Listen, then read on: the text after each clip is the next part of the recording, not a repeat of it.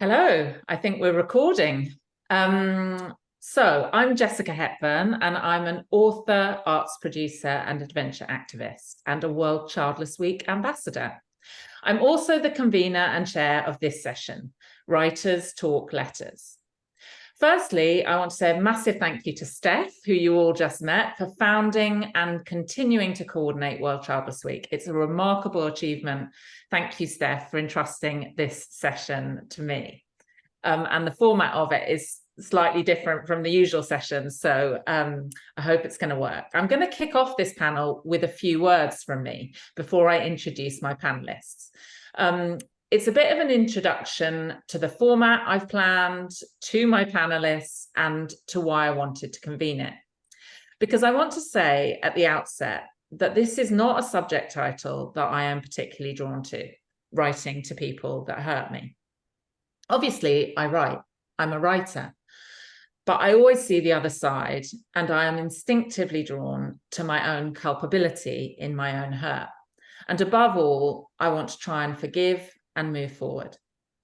So this is actually really quite a weird session for me to be convening. I wasn't always a writer. For most of my life, I worked in the theatre, but I was a manager of artists, not one myself. For 10 years, during my 30s, I was executive director of the Lyric Theatre Hammersmith in London. During that time, publicly, I was a successful career woman, but privately, I was on a desperate mission to become a mother. I went through 11 rounds of unsuccessful IVF, and then one day I started writing about it, and that became my first book, which was called The Pursuit of Motherhood. The process of writing the book was incredibly therapeutic, but I also discovered a passion for telling stories and connecting with readers, and have now gone on to write 3 books. There's been lots of research done on the therapeutic power of writing, and I believe there's a session later today where the beautiful Bindi Shah is going to be exploring that in a bit more detail. In fact, during that dark time of my life, I also started another writing practice, which I've now done for well over 10 years, and I call it my Blessings Book. Essentially, it's a gratitude practice, finding at least one thing in each day that I'm grateful for. It's not writing I intend to share with anyone, it's just for me. However, it is also commonly said that everyone has a book in them. Personally, I don't believe that everybody needs to write one, not unless you really want to. But I do believe that everyone would benefit from crafting their life story creatively, and particularly exploring the trauma of it. It doesn't have to be in words. It could be in music or movement or painting, whatever art form you're drawn to. But obviously today we're talking about words because I'm in the presence of 3 writers. More on them in a moment. Because I just want to say a few words about trauma first. I also always say that we all have it. The central trauma of my life was that I was unable to create a baby with the man that I love. And then I lost that man too. After 16 years and 11 rounds of unsuccessful IVF and multiple miscarriages, we broke up. I call this a double loss. And in many ways, it was the second loss, the loss of my partner, that completely broke me because it heaped pain upon pain.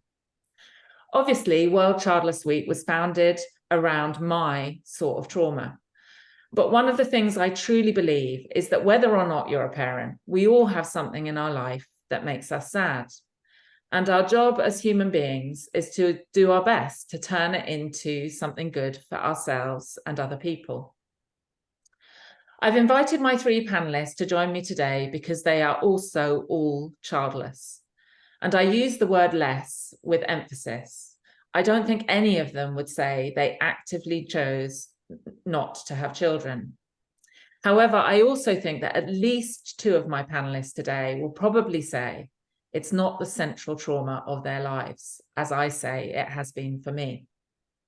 I will introduce each of them briefly in turn when we come to meet them, because the format I've decided for this session, because it's my party after all, is that each one of us is going to take to the screen for a little to talk on the theme, and then we'll end the hour with a panel Q&A, and as Steph said, if you've got questions, put them in the Q&A box. I hope you brought your coffee. I've brought mine and your tears and your tissues because it's going to be emotional. So I just want to finish my section by turning back to the theme of writing letters to people who've hurt us. There is also much recognition of this as a therapeutic practice, whether or not you decide to send that letter you write. I said at the beginning, it's not a subject I'm immediately drawn to, but having just completed writing my third book, which will be published next March and forms a trilogy of books with my childlessness at their emotional heart, I've realized that all my books have been kind of letters. They are a letter to the world, asking it to recognize the pain of my childlessness. They are a letter to the family I have, as well as the family I will never have.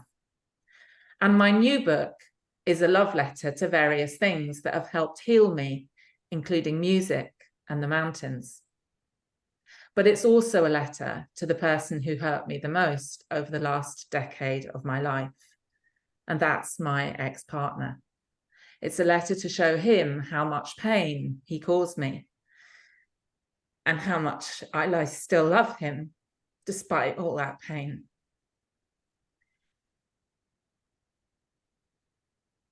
We have been estranged for quite a few years now. I'm so sorry because this is the first time I'm talking publicly about this. And this new book is the first time I've written in detail about the breakdown of our relationship. And I know that writing is my method of making sense of what happened, whilst at the same time, I also know I am crafting a story that other people might want to read. And my publisher recently insisted he read it. And he gave his approval to it being published because he's a lovely man. But there was something quite significant in the book that he misunderstood. Probably because I hadn't written it well or clearly enough, and also because he was reading it through the lens of him and us. And thanks to him, I've now rewritten that section. But actually, it also precipitated me for the first time to write a real letter to him about what happened in our life, about how I felt, about the questions I still had. It was a letter that I felt for years unable to write. And you know, he hasn't replied to it yet. To be honest, I'm not sure he ever will. But that doesn't matter. Because the marvelous thing is the combination of writing the love letter that is my book and the real letter that I wrote afterwards. Well, it's healed an enormous amount of hurt, even though I'm crying. And that is why I asked Steph if I could convene this session that I'm not immediately drawn to. So after that, let me introduce my first panelist. So my first panelist is the writer Robert Nurden. Several months ago, he wrote to me and said he had written a book about being male and childless, and would I perhaps review it and provide a testimonial quote. I get asked to do a lot of quotes for books, particularly books about fertility and childlessness, and I'll admit that sometimes I find it difficult reading other people's writing on this subject for all sorts of reasons. But I'll never forget reading Robert's. I was in the Royal Free Hospital at the time with my 91-year-old mum who was waiting endlessly for an appointment, and I started reading it and I couldn't put it down. It's brilliant, it's brave, and breathtakingly honest. Robert is both an author and a journalist who has written for all the UK broadsheets, and I'm going to ask him to take the screen now. Robert. Thank you very much, Jessica, and thank you for asking me to take part in this. It's a great honor. And sorry, just have some water. Getting emotional before I even started. And like you, I wasn't drawn naturally to this theme, but as I've thought more about it, it seemed to have a lot going for it. So here we are. I have written my letter to the person who hurt me most. I knew pretty quickly who I'd be writing to, my own father. I honestly never thought I'd discuss my relationship with him in public, even though he has passed away. Anyway, here goes. Dear Dad, I'm afraid to say that it was you who hurt me most.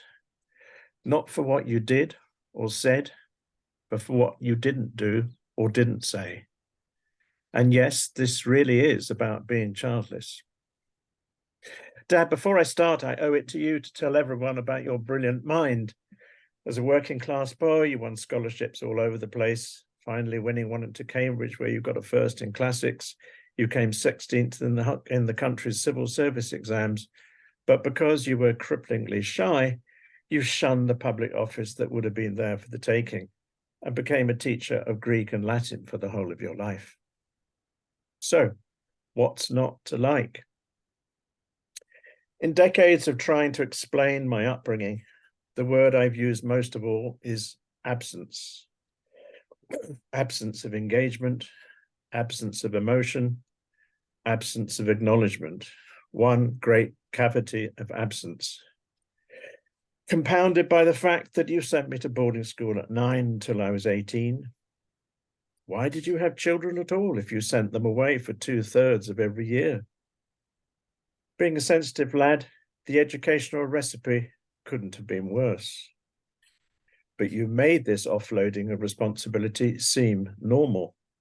That veneer of English politeness was never disturbed. Dad, I've always described you as a bachelor who happens to have married. Everything we did as a family in the holidays was dictated by what you wanted to do. Watch games of cricket, visit pretty villages with architecturally interesting churches, and even go to a pantomime every January.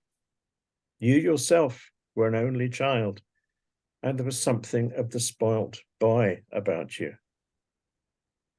That's about it.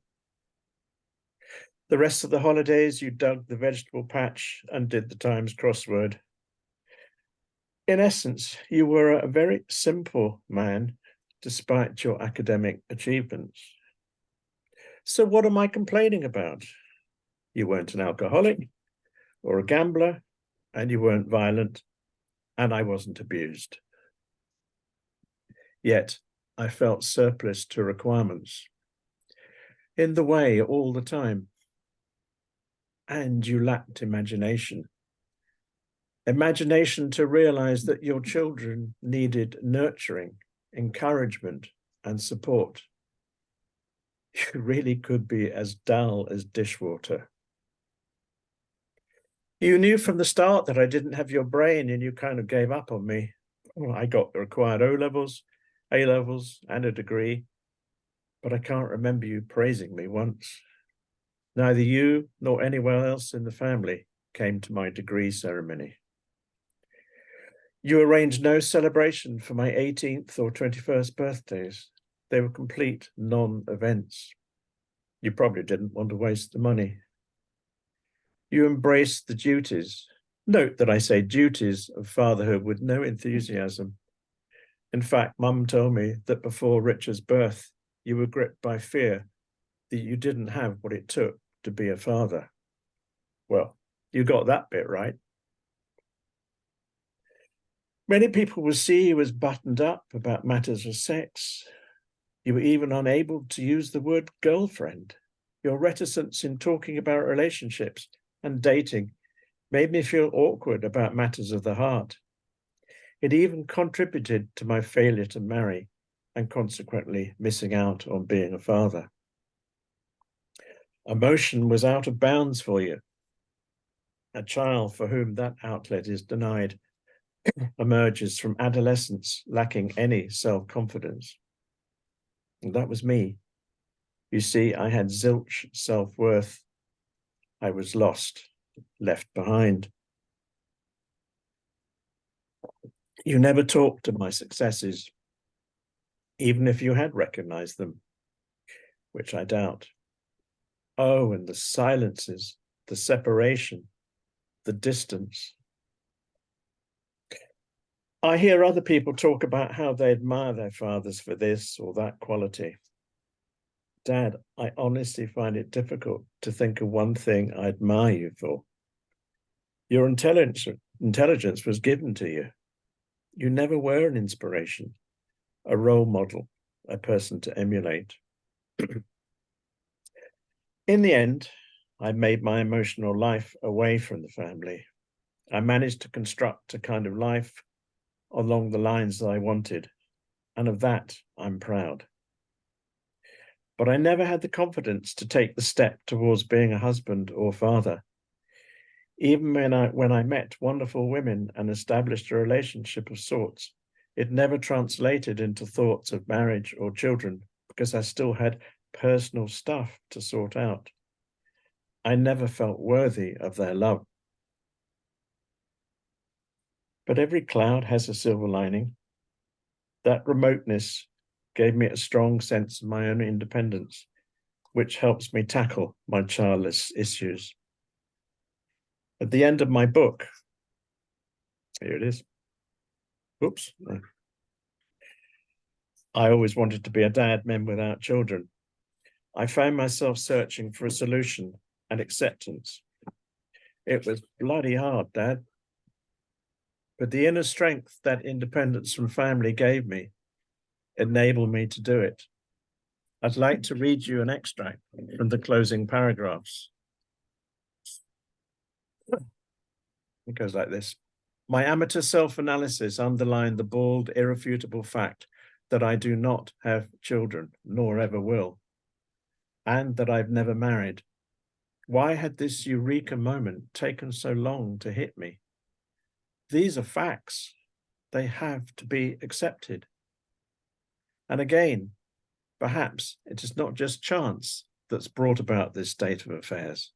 Perhaps there was and is something inescapable in my makeup that has created this. It was always destined to end like this. Best then, at the age of 72, to create a kind of Buddhist acceptance. But this acceptance can be dynamic. I have to ponder the creative potential of failure. Rake over the embers and new flames may leap from the ashes. Suddenly, there is great energy in this, an ecstasy of possibility even. It's quite feasible to redefine oneself, to take a different path, to walk in the opposite direction. A vibrant, youthful vision awaits, even as old age beckons. I'm looking into the fire, waiting.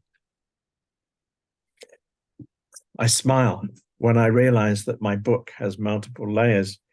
Here's me not being a dad wishing I was, and there's you, Dad, being a dad wishing you never had been. By the way, Dad, you can buy my book on Amazon. I expect that wherever you are, Amazon will be there too. They get everywhere these days. Go on, go ahead. Buy my book. Unless, of course, you think you'd just be wasting your money. Oh, Robert, that was fantastic. You made me laugh out loud at the end, but you also made me cry. It's heartbreaking.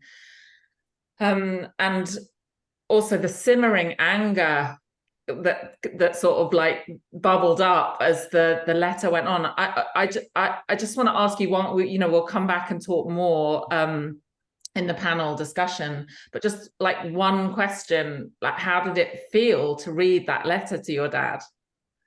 Just now out loud. Yeah. I've practiced it with my partner a few times, so I was actually used to it. I felt quite steady about it, actually. I mean, I think the first few readings I did just with Sue and me was very, very emotional, and she was emotional too. So yeah, it's a kind of a condensation and concentration of what's in the book anyway. So it was a very useful exercise, and it released a number of feelings and thoughts that I hadn't really confronted before. So it's really useful, and now I am moved. So yes, everything, yeah. Thank you so much, Robert. Thank you. We'll come back at the end. I'm now going to move to my next panelist. Steph, I don't know whether we need to change the view at all. Are we on? I think maybe we're now on. You can see us all. I hope so. So in the interest of full disclosure, I need to tell you that my next guest is one of my best friends. Her name is Tara Lau, and this is the first time we've ever done a public event together, but we're in the very early stages of co-authoring a new book. So hopefully it's the start of many events to come. Tara is, by anybody's account, one of the most incredible people you will ever meet. She is a firefighter. She's received a Queen's Honour for her work before the Queen died. She's an athlete and represented Australia in surfboat rowing. And she's a published author and is in the final stages of completing a PhD. And frankly, that's just some of her achievements. She has also gone through more trauma in her life than anyone else I know personally. Losing her mum to cancer when she was 13 years old, her brother to suicide when she was 17 years old, and living all her life navigating her father's severe mental illness. She's also childless, but she's never spoken publicly before in a childless space. Because I think she would say, but perhaps we'll ask her, that it's not the central trauma of her life, even though I think she would also say that it is a sadness and regret. Tara was born in the UK. We went to school together, but she has lived for the last 30 years in Australia. And she was supposed to be there this evening, which was why our session was at 9:30. But she's actually still in the UK, partly because she contracted COVID before she was due to go back, but also because her father is in the process of dying. So I'm really grateful to her for joining us this morning at this difficult time. And she said she would, as long as she didn't have to prepare anything. And so I have come with some questions. So welcome, Tara. Thank you, Jess. Thank you for that lovely introduction. So we're just going to go straight into it, because as we said earlier, Tara and I could probably speak for the whole hour, and we've only got 10 minutes. So in your book, Tara, Standing on My Brother's Shoulders, there are in fact quite a few letters, which is why I really wanted you to come and speak today. Ones that people have written to you and ones that you have written to other people. But, I know that you're a mental health first aider, and you've done an enormous amount of psychological work, and obviously your PhD is connected to that. So can you start by telling us why you feel the act of writing letters can be so therapeutic? Thanks, Jess. I think it's such an important question, and it really got me thinking about why I actually think it's so important. But I think more than anything, it's about connection. And that process of writing, as you said, whether you send a letter or you don't, it somehow connects you to your own experience and what that means for you. And as you write, it sort of starts to unfold. So it connects you to yourself through that process of writing. And as you said, there's a huge amount of academic literature around the use of expressive writing to process trauma. And I certainly found that. But I think obviously also it connects you to that person that you're writing to in a very, very different way. And it enables you to use a different part of your brain, even physiologically, than when you just think about something or when you speak it even. So I think that in itself sort of reframes your relationship and has an incredible potential, regardless of whether you actually send that letter, as I said. So I think it also is about expression of emotion, and that suppressed emotion that we all, don't even often realize that we're doing. But I think it makes you access that and actually be able to get it out. And that in itself is so, so important, I think, in terms of our mental health and well-being. So I think all of those things really about are why I think it's so important to write letters and the value of writing them. Brilliant. Thank you. And the first letter I want to ask you about in your book is a letter that was actually written to you. And I'm choosing this as the first one because it directly relates to the theme of childlessness. You reproduce a letter in your book that your mum wrote to you when you were just 13 years old before she died, and you opened it after she died. And in it, she said many things. Well, it's actually quite a short letter, isn't it? But she said this, and I quote, "I wanted so much to see you grow up, get married and have children, the things that any mother wants. But alas, it has not been so." She's not been able to watch that. And then she says later in the letter, "I want you to marry and have children because I know they will give you much pleasure." I know it's a hard question, Tara, and probably not a question you've ever been asked before, but how does it feel to you hearing those words, knowing that you didn't fulfill your mother's wishes? Yeah, I mean, I think, you know, that when we talk about the power of letter writing, what really stood out to me is it can be incredibly connecting, but it can also be disconnecting in some way. And I think, and even although I hate to say it, it can be hurtful and damaging. And not that my mother's intention with writing that letter to me was absolutely to pass on all the wisdom of a mother wanting to see her child through her life, but it felt like it left me feeling like I was a failure, that I hadn't been a mother. And as you know, that I didn't realize for a very, very long time that the cost of everything that happened was I didn't have a family of my own, and I desperately wanted that. Not so much maybe perhaps having children in itself, but creating the family, I guess, that I didn't have. And I think, you know, there's so much pressure also from society to be a mother and to create a family, and that's part of your womanhood and who you are. And it took me a very, very long time to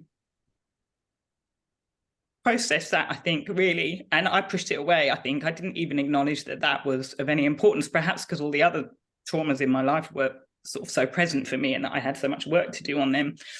But, you know, it made me feel like she would have been disappointed in me somehow, and that I wasn't a complete person, and that the only way to have meaning in my life or in anybody's life really is to be a mother and create a family. And I think, you know, from a woman's perspective, that's such a kind of subliminal message through society that is still the case, really. It took me a long time to kind of work through that and realize that perhaps being a mother wasn't the thing for me. Perhaps not having children was actually the way I needed my path to be. And I needed space to process all my own emotional trauma. And I think had I had children, I wouldn't have been able to do that. So it was actually really important, and to realize that there are lots and lots of other ways to have meaning in your life that other than being a mother, and perhaps that wasn't the right thing for me. There are so many questions supplementary questions I'd like to ask of that, and obviously there isn't time, so maybe we're going to have to do a whole session, you and me. But you know, I think me and everyone here knows that your mother would be so proud of everything that you've done, Tara. I now want to just talk to you briefly about the two sets of letters that you write yourself in the book. I want to ask you first about the letter that you write to your brother Adam. In fact, you write two letters to your brother Adam in the book. Can you talk to us a little bit about Adam and about those? Yeah, I mean, I think, you know, there were many things running up to my brother's death that were tragic and very difficult to process. But without a doubt, my brother's death, when I was 17, sort of really defined a before and after in my life. And it was the point that my whole life changed, and what I define as trauma in terms of that complete shattering of what you know about the world and how you understand the world. And that wound, it changed me forever, as trauma does. And the first letter that I wrote was to my brother on his 41st birthday, on the 16th of September. And it was a time in my life, actually, when I had just broken up from a relationship. And there was something about the breakdown of that relationship that triggered all this kind of sense of loss around my brother again, even after so many years. And I couldn't really differentiate one pain from another pain. It was all muddled in together. And I just felt this innate feeling that I needed to write to him on his birthday. And again, I think it was a way to try to connect with him, and because he felt so present in my life, and I needed to do that. And just that those wounds are still, you know, they come and go, they ebb and they flow throughout your life. You know, they sort of subside for a while, but then they come back and they resurface throughout our lives in different ways and different formats. And it's kind of that need to keep processing it is so real, I think. And that was one way that I did that. And I wrote it. I remember absolutely where I was when I wrote that letter, looking out at the ocean, and I felt so incredibly sad. And I felt so alone, and that aloneness, I think, really speaks to obviously grief and loss, but also the loss and the grief around not being a mother. And the second letter I wrote to him was really about letting go and about our continuing bond, and how I had totally kind of held him on a pedestal, and that one of the things he'd written in his diaries before he died, which I later found and read, was that all his hopes lay with me. And I think that was my reason to live for a very, very long time. But he was such a perfectionist, and you know, I totally idealized our relationship, as, you know, he was everything, and that love was kind of perfect, you know. And I think part of the processing of that emotional pain was realizing that I had to live my own life, and that I couldn't live it for Adam, and that he could still be a part of me, and he always will be, but he wasn't my reason to live. And I didn't have to live the life that he couldn't have for him. I could live my own life. And that was really powerful, writing that letter again. None of them were written with the intention of them becoming a book. It was just part of me reframing that relationship and trying to find a way to let go of him so that I could be healthy and be free from some of that expectation that I felt to live. You know, he was such an incredible person with incredible just sense of social justice and an incredible mind, that I could never be that. And to realize that I could be enough without being him. And you are. This is going to be my last question, and it's about the letter that you wrote to your father. As I said earlier, your father is, well, he's 91 now, isn't he? And 91 or 92, Tar? But he has had to live with severe mental illness, which, you know, periods of your childhood he was hospitalized, and you write a letter to him, and the extraordinary thing is that he writes back to you. This is you know, the point in your story, or your life story in your book, where there is a two-way exchange of letters, and I just wonder whether you could talk a bit about that.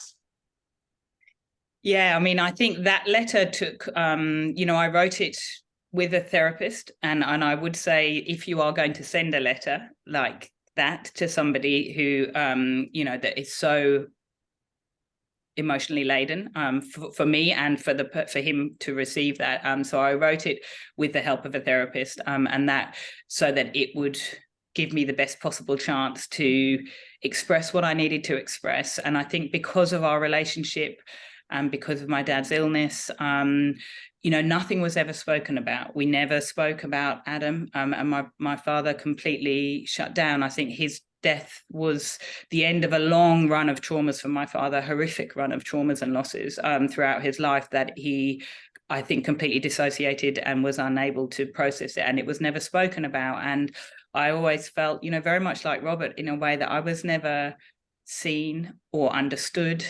I didn't have a voice. I was always the youngest child. I wanted so desperately to have his validation that I was, you know, I didn't think I was enough, and just something to say to acknowledge my own pain, really. And so that letter enabled me to do that, and the response that I got back, you know, absolutely blew me away. I just made me realize I didn't give him enough credit for his own understanding of his illness and what it had done.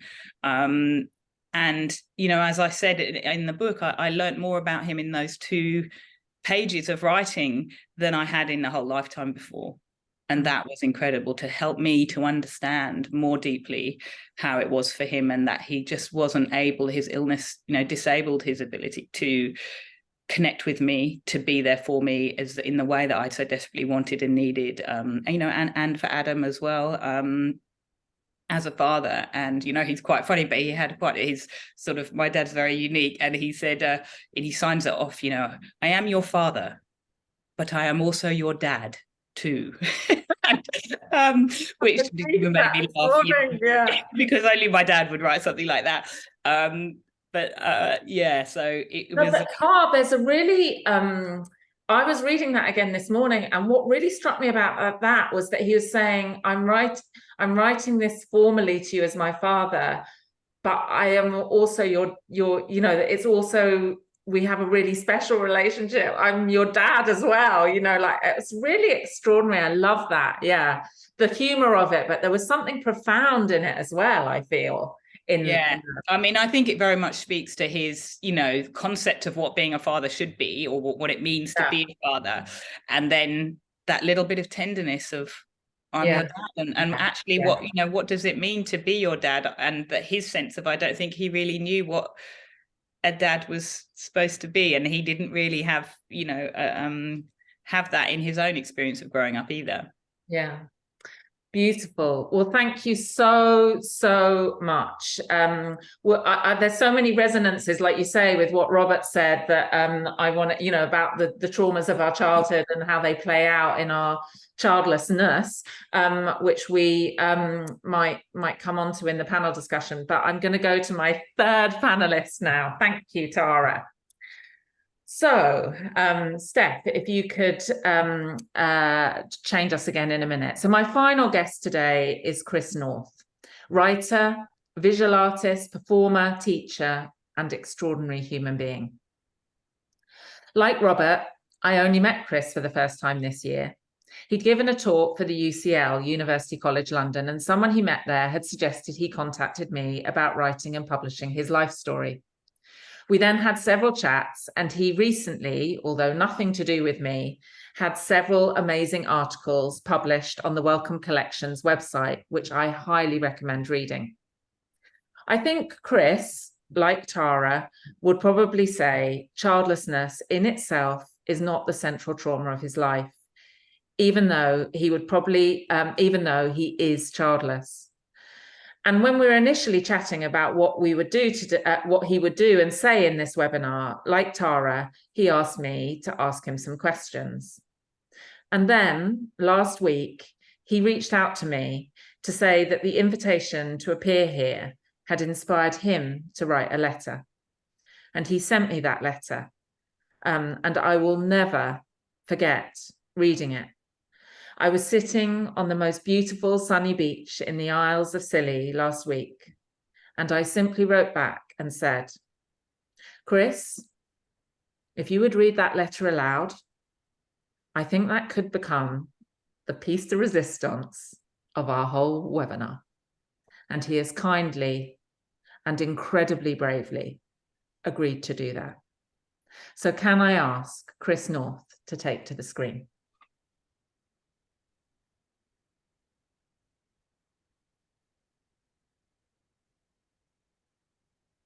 Chris, are you there? I'm here. I think I'm waiting for Steph just to work her magic. Yeah. Hold on. No, it's coming up with you cannot start your video because the host has stopped it. Steph, are you there, my love?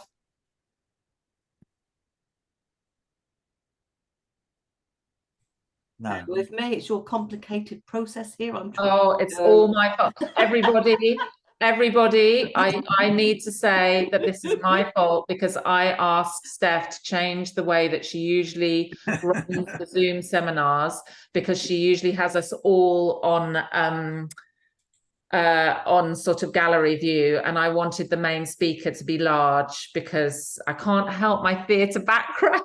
And I've curated this event. Because I hid everybody earlier for you, and it's now. Yes, it's all my fault. It's all. Hide again. Oh my gosh! If anybody's a super expert. Jessica, if people can hear me, I've sent a thing to ask you to start video. You should. There you go. I'll change it back to just you alone now. Right. Sorry about that, everybody. Right, Chris, I'm just going to introduce this, say the final sentence again, Chris. So, Chris has kindly and incredibly bravely agreed to read that letter he wrote. So can I now ask Chris North to take to the screen? Thank you so much, Jessica. And again, so many echoes for me with you, with Robert and with Tara. And this I wrote last week. So it's the first time I've read it to anyone else apart from myself. And it tells part of my story.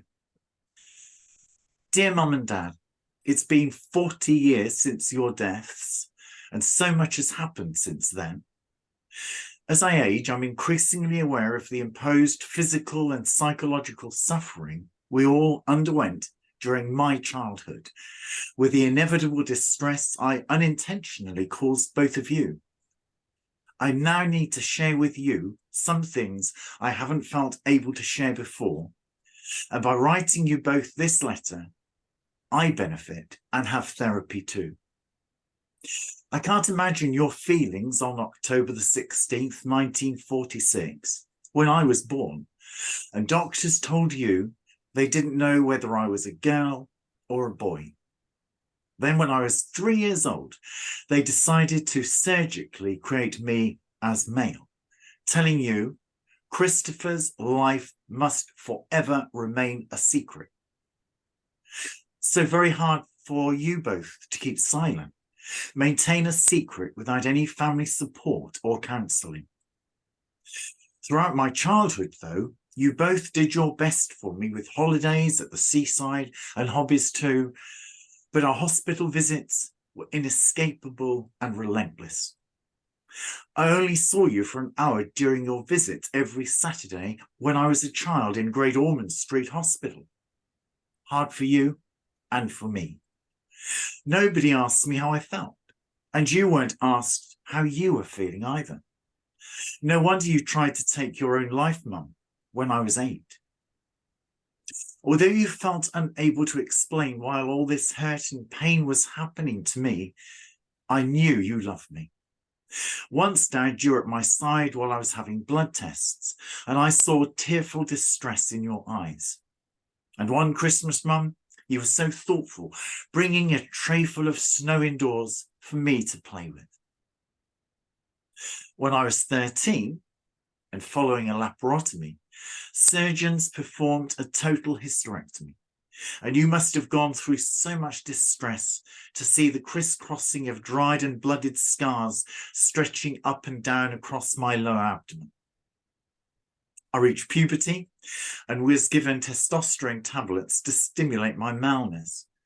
But none of this was ever explained to me, nor did we ever speak about it.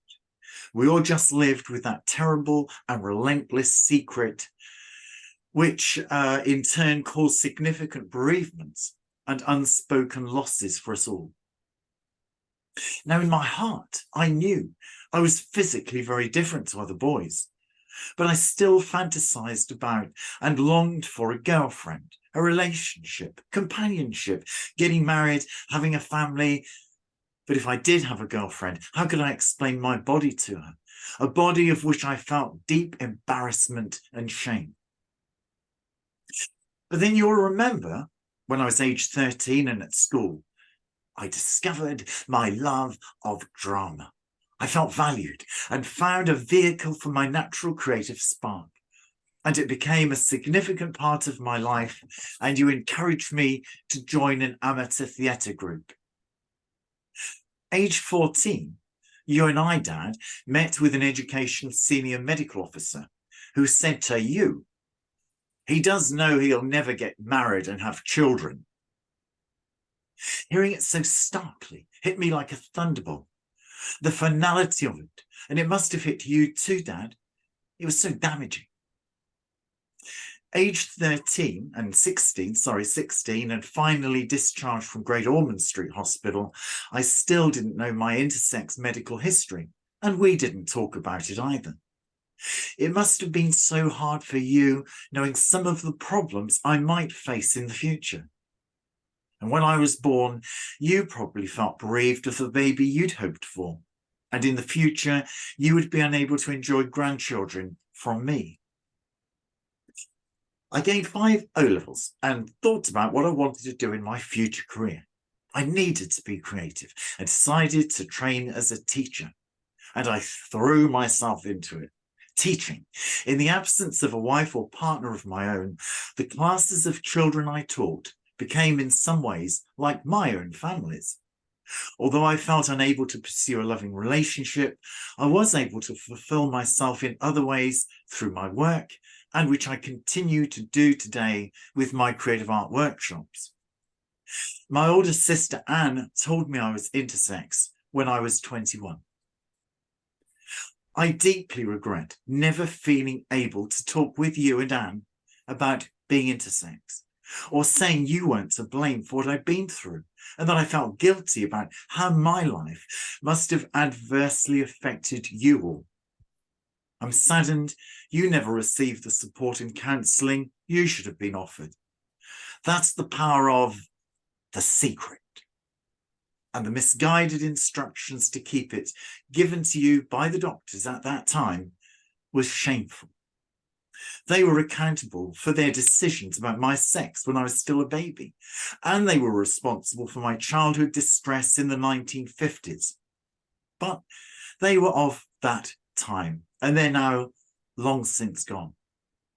My letter to them now would be a plea to present doctors and others following in their footsteps to see the whole child, their needs and personality, understand the foundations that they can create medically, psychologically, socially, to recognize their potential and the children's rights to live fulfilled lives.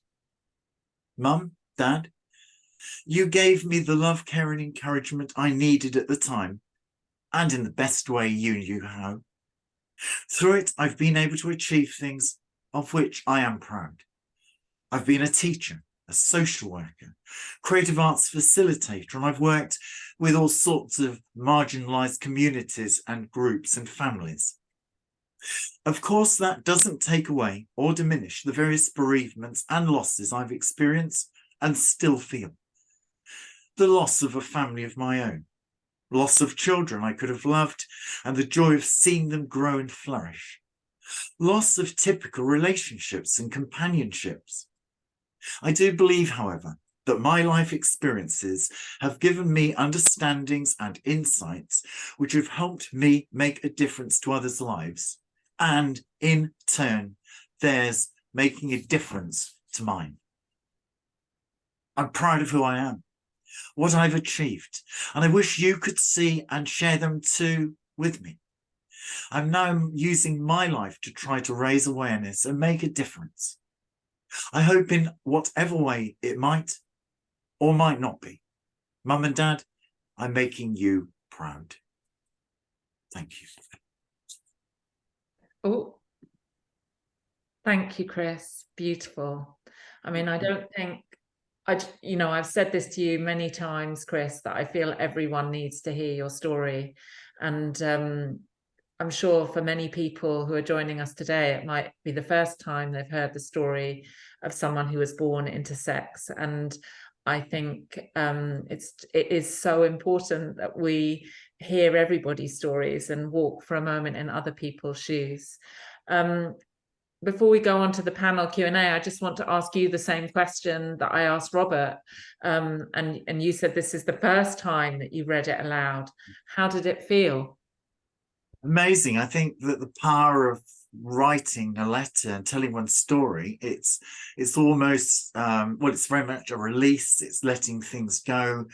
It's actually feeling that I was talking to them and saying things that it's only recently I've begun to appreciate, the regrets that I still have, you know, and they surface, as Tara was saying. I think we never reach a point where we say, that's it, now I can just put a lid on it. It's this never ending story, I think. And so I think there's an amazing power in it. And it's only in the last, just to say, it's only in the last 5 years I've actually spoken about me being intersex to anyone else. Yeah. But I now have a network, what I call my tapestry, of friends and people who work in academia and research, other people who are intersex, and our aim is to make a difference and to raise the profile and understanding of what it means. It's amazing that you're doing this work, Chris. It's amazing. Can I ask Robert and Tara to come in and join us? I just want to read some, I'm just going to read some of these. I mean, we've got 5 minutes before we're due to end. I thought we might have 20 minutes for a Q&A. Actually, I didn't really think we were going to have 20 minutes. I knew, but we'll try to end on time. And just some of the comments that are coming through about your talk, Chris, and I know there were more earlier. That's so brave and important work. Thank you, Chris. Such a painful experience to go through. Your courage is beautiful. I feel so privileged to hear your story. That was so moving. Thank you so much, Chris. It's just, you know, that thank you to everyone for hearing us, for seeing us, you know, having our stories heard and seen in life is so important. Robert, I didn't actually prepare any sort of specific questions for the Q&A. So in this last sort of 5 minutes, and if anyone has a sort of burning question, do let me know and I will try and check the Q&A with no open questions at the moment. But any thoughts from, you know, to concluding sort of thoughts or questions that from any of you lovely panelists? It was interesting listening to three out of the 4 of us chose to write to parents. Yes. And Robin Hadley makes the point in his book, one of many points about childlessness, childless men, is that one often has to look back to the role of one's relationship when one's chief caregiver when one was a child, as providing an insight into possible reasons for being childless oneself. And that came out very strongly from today.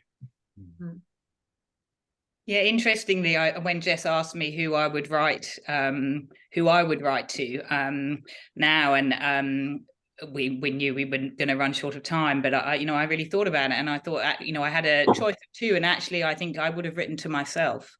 I think to my younger self, for how much I criticized myself for everything and how ashamed I was of the way that I responded, and that I wasn't enough to keep my brother alive and to keep my mum alive, even though she died by natural causes, and to save my dad in many ways from himself. And I think, so I would have written a letter to myself, but I also would have written a letter to my brother, actually. And in terms of what it made me really think was what suicide, how different suicide, and what my whole research is about, is how suicide is kind of the ultimate rejection of your love, or for me, the ultimate rejection of my love, and a very strong sense of abandonment, and that my love wasn't enough, and how that then impacted, if my love wasn't enough, then how do you have a healthy relationship? And if you can't have a healthy relationship, then you can't create a family. Or for me, I couldn't create a healthy family, which was what I wanted. So I think that, whilst I have written to my father, I think actually I would write now to myself and to my brother. That's really interesting. And can I just bring you in at that point, Chris, because of course your letter to your mum and dad is very, very loving, and what I love about your letter is that actually what emerges from it is it's written to your mum and dad, and you think that it's going to be they're going to be the people who hurt you the most, but actually what transpires, it's actually the medical profession. But just on that subject of suicide, because your mum attempted suicide because of, how do you feel, Chris, about about that? Did that feel a rejection of you, or like, what's your view about her attempted suicide? I mean, obviously at the age of 8, it was my sister, bless her, then took over the mum's role. And she in turn, over the latter years, and she's long since gone, but again, I felt through partly my fault, wasn't, but it was partly that she had her own problems with in terms of her disease that she encountered. So really at that age, I didn't really take on board quite it was the absence. I think somebody else mentioned, I think it was Tara, absence. And for me, I think mum not being there, but in some ways she wasn't emotionally warm. I didn't have that closeness with her. So in some ways it was almost part and parcel of that. But I think it's recognizing that regardless of all of that, I knew she loved me. You know, I think. Yeah, absence in so many forms. And Tara, I lost my brother when I was 14 and he was 23. And what was happening, he was my role model rather than my dad. I was beginning to grow up through Richard, and suddenly he wasn't there. So we have a parallel situation in that sense. It's a grief I haven't really articulated, but maybe that's to come. But as Tara said, none of this is ever healed fully, is it? It just keeps ebbing and flowing and coming back in different ways. And we've got 1 minute to go, and I would be very proud of myself if we finish on the hour, and Steph will be very proud of me. I'll give her the chance to go and have coffee before the next thing she needs to do. So I just want to end with just a little thing. Could we all just say one word about how we're feeling now? Is that all right? One word? Can we start with you, Robert, as you're on screen? Supported. Beautiful. Tara? Connected. Connected. Beautiful. Chris? Linked. Linked. Which is the same as connected, but that's the word, I think. Connected, linked. Tapestry. And my word is honoured. Thank you so much for joining us for this webinar, Writers Talk Letters. There's so much more going on for the rest of World Childless Week. Do check it out. And thank you again, Steph, for inviting me to lead this session that I never thought I would, but there you go. Some things surprise us. Thank you, Jessica. Thank you very much, Jessica. Thank you. Great to meet you, Robert. Great to meet you, Tara. And you too, absolutely, Robert and Chris.